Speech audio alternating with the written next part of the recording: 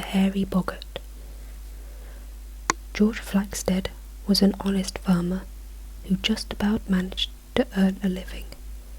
One evening, on his way home, he met the mega mischievous hairy boggart. "I wants a chit-chat," it said. George Flaxted knew that boggarts meant trouble, and that he'd have to find a way to get rid of it, but he was far too hungry to think now. "Come back in the morning," he said, and the boggart left, grumbling. After George Flaxted had eaten his supper, he thought carefully, and eventually came up with a good plan. Next day he found the boggart looking greedily at his field. "Goodsome land," said the creature, "grow lovely jubbly grub for tumbly rumbly boggart." "There's enough for us both," said George. "We'll go halves on the next harvest, and that's my final offer." The boggart was too lazy to argue, so it agreed. "Do you want the tops or the bottoms?" said George Flaxted. Topsies," replied the boggart. "Bye-bye, see you at harvest," and it went.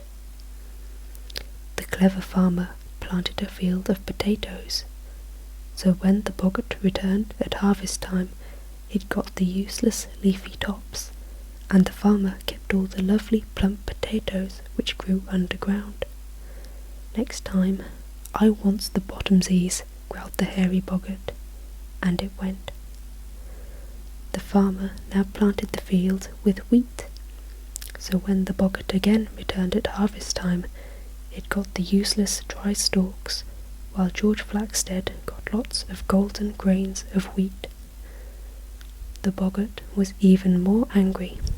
"You skillywig," it said, jumping up and down. "Next year you grows corn. We cuts corn together, and reapers keepers what's we cuts."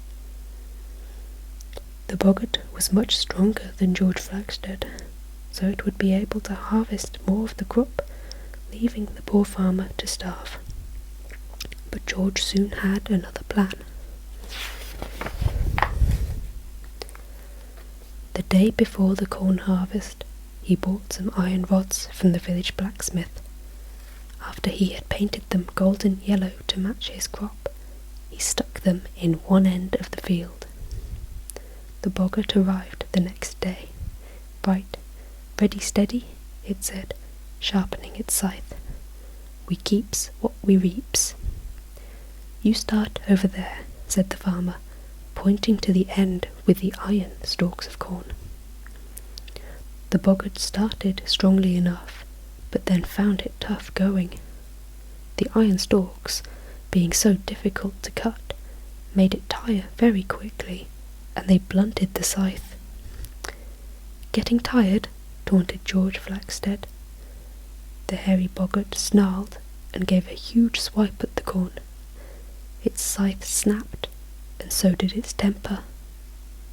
As it ran off, roaring loudly, George Flaxted chuckled and shouted after him in his best boggart voice, "Me no scary, hairy fairy." After that, he was never ever bothered by boggarts again.